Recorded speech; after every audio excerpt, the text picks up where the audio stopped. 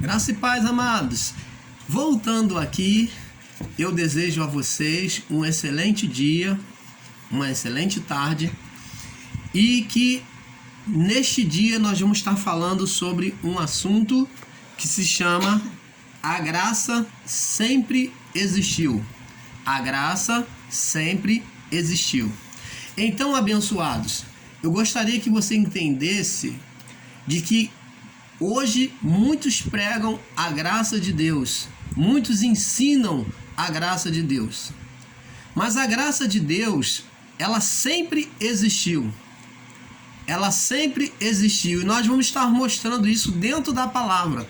Porque se pregam graça hoje como se fosse uma novidade vinda pelo apóstolo Paulo. E nós vamos ver que não é isso. Nós estamos aqui, o canal Luzes da Graça, para ensinar a verdade. Doa a quem doer. Porque eu tenho que testemunhar, tenho que buscar primeiro agradar a Deus. E não ao meu próprio ventre e não a outro homem. Então, como testemunha da verdade, nós vamos estar mostrando que a graça sempre existiu. E sobre essa palavra, vamos estar dando início dizendo para você o seguinte. Muitos dizem que Paulo, o apóstolo, foi quem trouxe a graça de Deus, dada por meio de Jesus Cristo. É bem verdade de que Jesus glorificado, Jesus quando glorificado, levou Paulo ao terceiro céu. Quer dizer, ao terceiro céu significa dizer que não ao céu deste mundo, ao terceiro céus, céus no plural, porque céu é aqui na esfera terrestre aqui. Então, Jesus levou Paulo em arrebatamento dos sentidos, e ele diz: se no corpo não sei, se fora do corpo não sei, mas ele alega e afirma apenas que os sentidos dele foram arrebatados. E então ele trouxe a Paulo, mostrou a Paulo, ensinou a Paulo os mistérios da palavra de Deus, que estavam ocultas na palavra de Deus. Jesus ali falou para Paulo aquilo que ele havia falado com os discípulos. Olha, muita coisa, antes de Jesus morrer, Jesus falou: olha, muita coisa eu tenho a vos dizer, mas não posso dizer agora, até porque vocês não poderão suportar. Então, agora a Paulo, o apóstolo, Jesus vem trazer justamente essas muitas coisas que ele tinha dito para os discípulos anteriormente, anterior à crucificação. Então, ele agora vem trazer a Paulo essas coisas e estas revelações, significado daquelas manifestações sobre a palavra que eles ainda não tinham tido entendimento. Então preste atenção, amado, você está entendendo? Então, abençoados, agora Paulo vem trazer a manifestação da revelação da graça. Ele vem trazer a manifestação da revelação da graça. Por quê? Porque até então, antes, a manifestação da graça, abençoado, já existia. E nós vamos estar vendo isso dentro da palavra. Vamos lá. Em João, capítulo 1, para termos entendimento, no verso 17, diz assim, preste atenção, diz assim: porque a lei foi dada por Moisés. Olha o que João diz. João, capítulo 1, verso 17. A lei foi dada por Moisés, mas a graça e a verdade vieram por Jesus Cristo. Primeiro, para quem vive fazendo o ensino dizendo que a graça veio por meio do apóstolo Paulo. Você está dando glória a um homem que não deveria receber glória. A glória tem que ser dada a Deus, a Cristo. A glória tem que ser dada a Cristo, até porque a palavra de Deus diz aqui que a graça e a verdade não vieram por Paulo. Simplesmente a revelação da graça, sim, a revelação veio por Paulo. Aí estaria certo a quem ensina que a revelação da graça veio pelo apóstolo Paulo está correto. Mas você que ensina que a graça veio por Paulo, isto não é verdade. A graça e a verdade diz aqui, porque a lei foi dada por Moisés, a graça e a verdade vieram por Jesus Cristo. Então agora vemos aqui que a manifestação da graça vieram por Jesus Cristo. Então, irmão Paulo, a graça antes não existia? Sim. E nós vamos ver as manifestações da graça antes. Vamos ver as manifestações da graça antes. Então diz aqui, presta atenção. Por que vieram por Jesus Cristo? Diz aqui, ó, em João capítulo 1, verso 14, diz assim, ao 17. E o verbo se fez carne. Quem é o verbo? O verbo, como nós já aprendemos, o verbo é o que criou. A palavra expressa da boca de Deus foi aquele que fez, aonde o Pai pronunciou e o verbo, a ação de Deus. Jesus é a ação de Deus, o verbo. Ele é quem faz. Ele é quem faz. Ele é quem fez todas as coisas. Ele é a ação de Deus. Ele é quem faz. O verbo é o que age.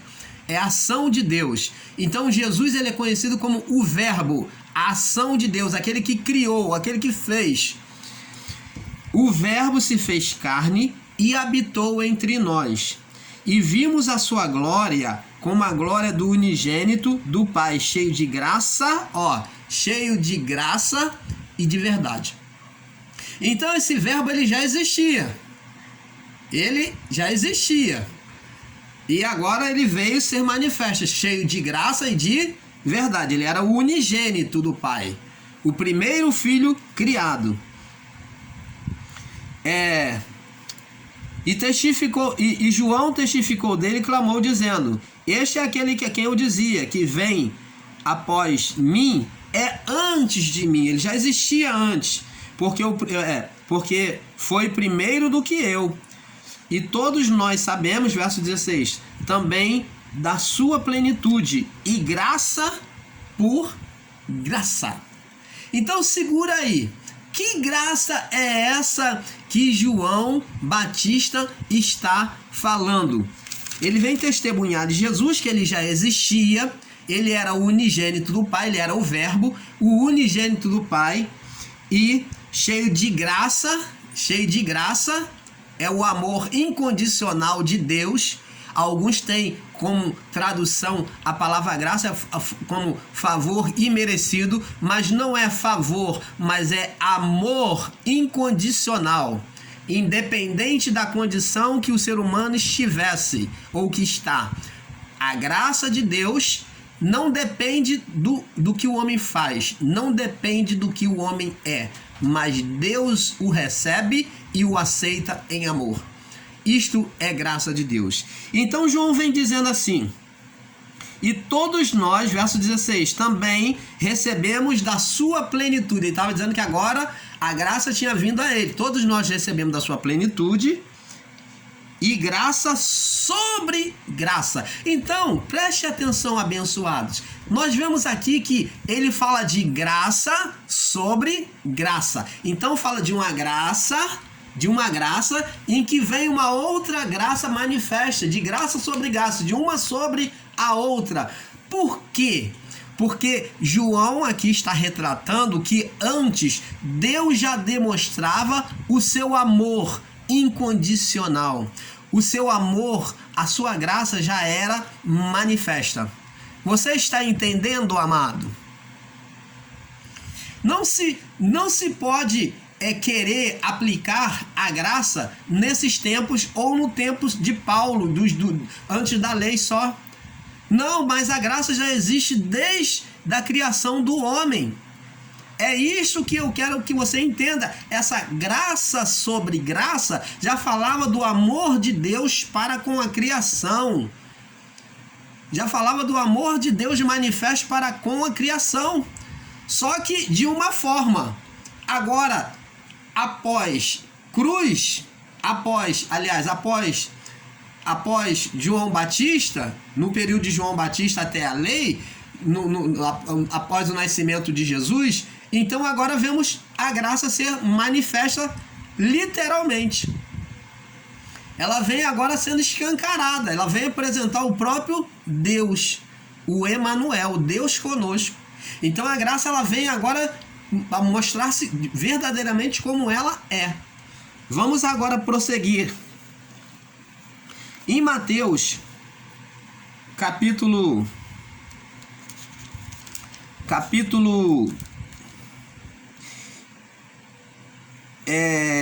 3, Mateus capítulo 3, no verso 2. Vamos ver aqui.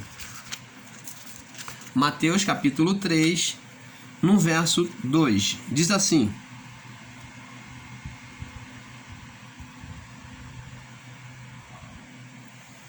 Mateus 3, no verso 2. Diz assim, olha o que João Batista veio dizendo, olha, preste atenção.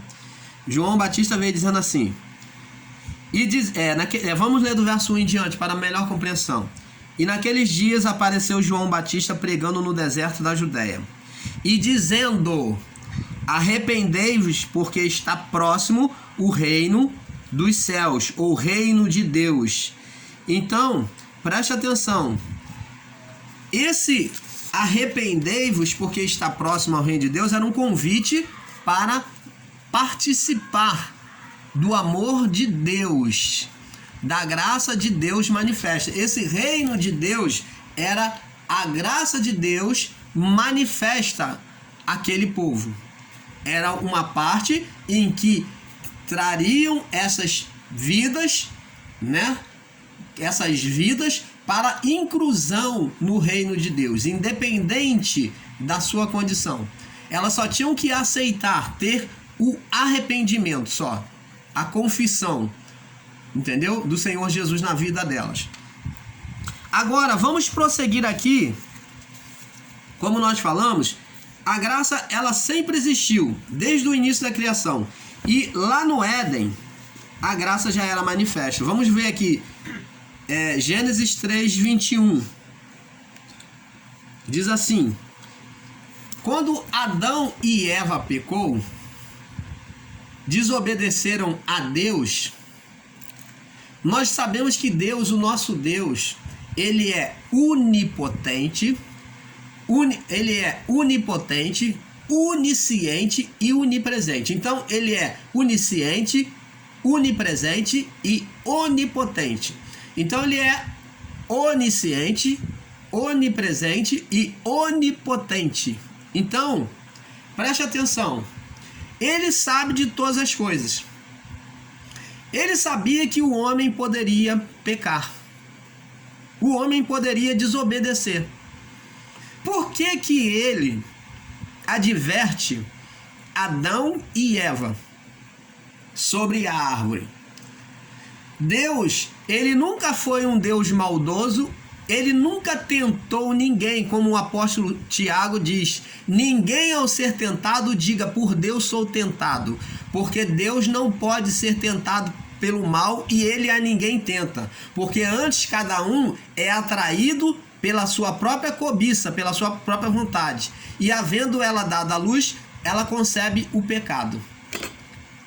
Então, amados, preste atenção, Deus não tenta ninguém, porque você dizer que Deus criou Adão e Eva, criou o homem, né? O homem e mulher, colocou numa coisa para provar o homem, para ver se ele caía ou não, ou Deus, como se Deus estivesse criando um laço para o homem, consciente do mal de que poderia acontecer. Então esse Deus seria maligno.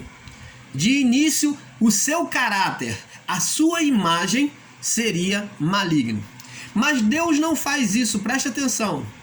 Deus cria as árvores frutíferas. Deus coloca também à disposição do homem a árvore da vida. Deus não impediu em momento algum o homem de comer da árvore da vida. Isto antes do pecado.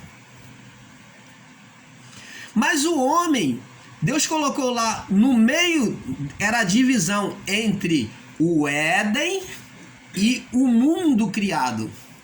No meio do jardim, o meio significa o quê? O meio do jardim significa divisão. Duas partes. Eram duas partes que se uniam em uma. Eram dois mundos que se uniam em um. Dois mundos que se uniam em um. O mundo espiritual ligado ao mundo físico. Conviviam interinamente bem, conectados. E a árvore do conhecimento do bem e do mal é que fazia a divisão no meio do jardim desses dois mundos. Ela fazia divisão, ela estava posta no meio. A palavra de Deus diz no meio. E ela fazia a divisão desses dois mundos. E Deus advertiu o homem: olha, de todas as árvores do jardim vocês têm liberdade para comer. Vocês podem comer de tudo. Tudo desejável está aí para vocês comerem. Olha só, Deus como Pai, como Criador, um Deus consciente, um Deus bondoso, amoroso, ele adverte o filho. Ele fala: olha, mas da árvore que está no meio do jardim, não coma. Não coma, porque se vocês comerem, vocês morrerão. Quantos contam a história de um Deus terrível e diz: ó, tem uma árvore no meio do jardim, mas se você comer, você vai morrer. Não coma, hein? Não coma, porque se você comer, você vai morrer. Porque passam uma ideia de um Deus carrasco, de um Deus ditador, dizendo: olha, essa árvore aí é minha, você não pode tocar. Não. Deus não agiu assim. Deus exortou a eles, pois eles em segurança, em estado de segurança, em estado de alerta para o perigo que poderia acontecer. Quem está em estado de alerta vive também em estado de segurança. Se você tem um produto que é tóxico, então tem lá o símbolo lá de nocivo. Se tem eletricidade de alta tensão, risco de choque, tem lá o raiozinho nos símbolos que nós usamos. Na televisão, na geladeira, atrás dos aparelhos tem lá o triângulozinho com raio lá. Tem lá, se é nocivo, tem lá perigo. Tem o traço de proibido, ingerir. Então, da mesma forma, o mesmo cuidado, Deus pôs Adão e Eva. Isso é querer bem, ter cuidado, ter amor. Deus não proibiu. A opção de escolha estava no homem. Mas, ainda que o homem pecasse, Deus, na sua onisciência, porque Deus ele já pensava na fraqueza do homem, ele já tinha provisão. Então o homem foi lá e pecou, comeu do fruto, desobedeceu a Deus. E o que aconteceu? Ele se viu nu quando Deus se apresentou. Verso 9, Gênesis 3:9. Vamos ler aqui para você agora ter um entendimento perfeito. E chamou o Senhor Deus a Adão e disse: onde estás? Gênesis 3:9. E ele disse, 10. E ele disse: ouvi a tua voz soar no jardim e temi, porque estava nu. E Deus lhe disse: quem te mostrou que tu estava nu? Tá vendo? Deus não veio condenar ele, não veio maltratar, não veio trazer maldição, como muitos dizem que é sentença de castigo da desobediência. Deus nunca trouxe castigo. Quem ensina que Deus castigou, quem ensina que Deus trouxe a maldição por causa do pecado do homem, está ensinando erroneamente, totalmente equivocado da bondade e do amor de Deus. Essa pessoa que ensina assim, ela precisa conhecer mais as Escrituras, precisa aprofundar-se mais, porque Deus amou o mundo de tal, esse tal é incomparável, você não tem nome para descrever a palavra tal, aonde está em hebraico, não existe expressão para você determinar ou comparar essa palavra tal em hebraico. De tal maneira que deu o seu Filho unigênito. Então, o amor de Deus é incomparável pela sua criatura. Como que você vai ensinar, amado, que Deus castigou? Deus nunca castigou o homem no Éden. Mas ele exortou amorosamente.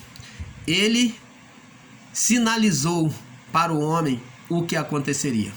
Quando Deus veio até o homem depois de ter pecado, então agora ele vem descrever, por causa disso, você, mulher, vai ter dor de parto. E a serpente vai abocanhar o seu calcanhar. Mas tu vai ferir a cabeça dela. E você, homem, você agora vai lavrar a terra agora com o suor do teu rosto. Então ele mostrou para o homem na sua onisciência, aquele que sabia conhecedor de tudo, de todas as coisas, ele revelou ao homem, a primeira revelação de Deus para o homem, a primeira manifestação de revelação futura do que aconteceria, a primeira escatologia que houve na Escritura foi aqui. Deus fez a primeira escatologia para Adão e Eva, dizendo aquilo que aconteceria. Ele não deu sentença, não. Ele não sentenciou. Ele disse na sua onisciência o que iria acontecer sem o Espírito, sem a glória dele. Você está entendendo, amados? O canal Luzes da Graça busca a pureza da palavra, busca trazer para você águas límpidas para que você beba e se refrigere, porque isto é Deus. Este é o Deus verdadeiro que o canal Luz da Graça está apresentando para vocês. Então, nós vemos que agora aqui no verso 21, fez o Senhor Deus a Adão e a sua mulher túnicas de pele. No verso Gênesis 3, 21. Fez o Senhor Deus a Adão e a mulher túnica de peles e os vestiu. É aqui que eu quero mostrar para você ainda a manifestação da graça de Deus. O homem errou, desobedeceu, não tinha nenhum mérito, nenhuma condição de agradar a Deus. Mas Deus matou um animal, sacrificou um animal para cobrir as vergonhas do homem e da mulher. E ele os vestiu. Ele não pegou o sacrifício, a pele de animal e jogou, falou, segura aí, se veste aí, dá seu jeito, cobre isso aí, sua vergonha aí. Não, ele os vestiu. Quem vestiu o homem pela primeira vez, a primeira veste quem colocou no homem foi Deus. A primeira foi veste de glória, que era o Espírito Santo dentro do homem. E a segunda foi material, foi física, foi através do couro de um animal. Deus vestiu o homem. Então, abençoados, você está entendendo, amados? Dá um glória a Deus aí. Ele é digno de toda a honra, de toda a glória, de todo louvor. E muitos se desprezam, muitos não reconhecem o valor que tem diante de Deus. Ele vestiu o homem caridosamente. Como que aquele que sentencia o homem ao castigo vai vestir o homem? Ele não sentenciou, ele exortou na sua onisciência. E quando ainda assim o homem pecou, ele foi lá e vestiu, sacrificou um animal, fez o primeiro sacrifício que já apontava sobre aquilo que ele iria fazer se o homem errasse contra ele, que era Cristo, expressava o sacrifício do cordeiro, o sangue do animal já expressava o sacrifício do cordeiro, então ele já tinha uma provisão. Olha que Deus lindo! Olha como é que esse Deus está atento a todo tempo às nossas necessidades. E amados, nós vamos estar passando para o próximo vídeo. Um pouco aqui, um pouco ali. Vamos para o próximo vídeo. A graça sempre existiu, parte 2. Fique na paz.